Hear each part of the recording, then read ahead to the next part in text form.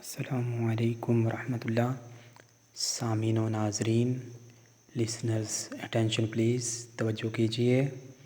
بہت ہی اہم ٹاپک پہ آپ کو آگاہی دینے لگا ہوں، پاکی کے مسائل کا بیان۔ بہت اہم چیز ہے یہ۔ وضو کا طریقہ ہے، اس میں پہلے وضو کرنے والے کو چاہیے کہ اپنے دل میں وضو کا پکا ارادہ کر کے قبلہ کی طرف منہ کر کے کسی اونچی جگہ بیٹھے اور بسم اللہ الرحمن الرحیم پڑھ کر پہلے دونوں ہاتھ 3 مرتبہ گٹوں تک دھوئے، پھر مسواک کرے۔ اگر مسواک نہ ہو تو انگلی سے اپنے دانتوں اور مرسوڑوں کو مل کر صاف کرے، اور اگر دانتوں یا تالوں میں کوئی چیز اٹکی ہوئی یا چپکی ہوئی ہو تو اس کو انگلی یا مسواک یا خلال سے نکالیں اور چھڑائے، پھر 3 مرتبہ کلی کریں، چھڑائے یعنی صاف کریں۔ اور روزہ دار نہ ہو تو غرغرہ بھی کرے یعنی کلی کرے، لیکن اگر روزہ دار ہو تو غرغرہ نہ کرے کہ حلق کے اندر پانی چلے جانے کا خطرہ ہے۔ پھر داہنے ہاتھ سے 3 دفعہ ناک میں پانی چڑھائے اور بائیں ہاتھ سے ناک صاف کرے، پھر دونوں ہاتھوں میں پانی لے کر 3 مرتبہ اس طرح دھوئے کہ ماتھے پر بال جمنے کی جگہ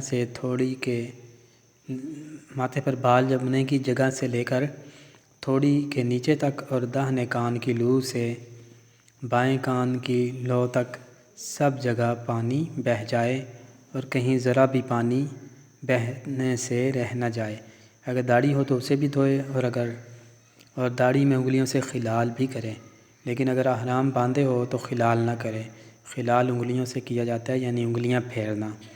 پھر 3 مرتبہ کوہنی سمیت یعنی کوہنی سے کچھ اوپر داہنا ہاتھ دھوئے، پھر اسی طرح 3 مرتبہ بایاں ہاتھ دھوئے۔ اگر انگلی میں تنگ انگوٹھی یا چھلا ہو یا کلائیوں میں تنگ چوڑیاں ہوں تو ان سبوں کو ہلا پھرا کر دھوئے تاکہ سب جگہ پانی بہہ جائے۔ پھر ایک بار پورے سر کا مسح کرے۔ اس کا طریقہ یہ ہے کہ دونوں ہاتھوں کو پانی سے تر کر کے انگوٹھے اور کلمہ کی انگلی چھوڑ کر دونوں ہاتھوں کی 3 انگلیوں کی نوک کو ایک دوسرے سے ملائے اور ان چھوئی انگلیوں کو اپنے ماتھے پر رکھ کر پیچھے کی طرف سر کے آخری حصہ تک لے جائے۔ اس طرح کے کلمہ کی دونوں انگلیاں اور انگوٹھے اور دونوں ہتھیلیاں سر سے نہ لگنے پائیں۔ پھر سر کے پچھلے حصہ سے ہاتھ ماتھے کی طرف اس طرح لائے کہ دونوں ہتھیلیاں سر کے دائیں بائیں حصہ پر ہوتی ہوئی ماتھے تک واپس آ جائیں۔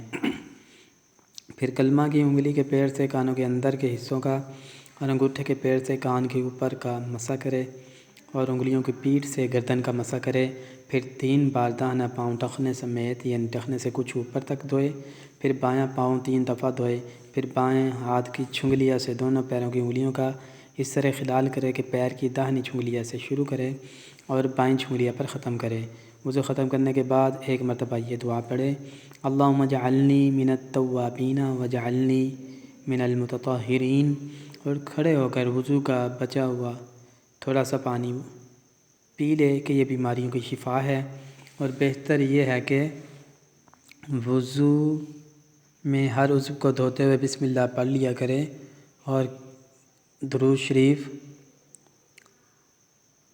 اور کلمہ شہادہ بھی پڑھتا رہے۔ اور یہ بھی بہت بہتر ہے کہ وضو پورا کر لینے کے بعد آسمان کی طرف منہ کر کے سبحانک اللہم و بحمدک اشہد ان لا الہ الا انت استغفرک و اتوب الیک اور سورہ انا انزلناہ پڑھے۔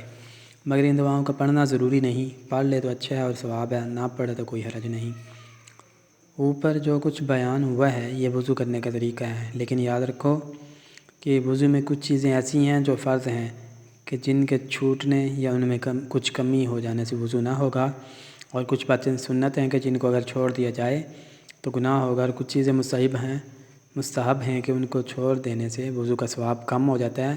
چنانچہ نیچے ہم ان چیزوں کا بیان لکھتے ہیں، ان کو پڑھ کر خوب اچھی طرح یاد کر لو۔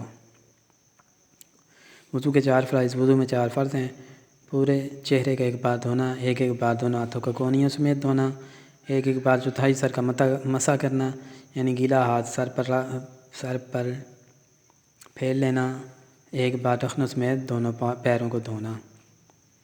قرآن مجید و عالم گیری سے حوالہ جات ہیں یہ، اور دوسری کتب عامہ سے یہ اخذ کیا گیا ہے جو میں نے آپ کو پڑھ کے سنایا۔ مسئلہ وضو یا غسل میں کسی عضو کے دھونے کا یہ مطلب ہے کہ جس عضو کو دھو اس کے ہر حصہ پر کم سے کم 2 بوند پانی بہہ جائے۔ اگر کوئی حصہ بھیگ گیا بھیگ تو گیا مگر اس پر پانی نہیں بہا تو وضو یا غسل نہیں ہوگا۔ بہت سے لوگ بدن پر پانی ڈال کر ہاتھ پھرا کر کے بدن پر پانی چپڑ لیتے ہیں اور سمجھ لیتے ہیں کہ بدن دھل گیا۔ یہ غلط طریقہ ہے۔ بدن پر ہر جگہ پانی کا کم سے کم 2 بوند جانا ضروری ہے۔ در مختار رد المختار۔ اور مسح کرنے کا یہ مطلب ہے کہ گیلا ہاتھ پھرا لیا جائے۔ سر کے مسح میں بعض جاہلوں کا یہ طریقہ ہے کہ مسح کے لیے ہاتھوں میں پانی لے کر اس کو چومتے ہیں پھر مسح کرتے ہیں۔ یہ ایک لغو کام ہے۔ مسح میں گیلا ہاتھ سر پر پھیر لینا چاہیے۔ فتاوی عالمگیری۔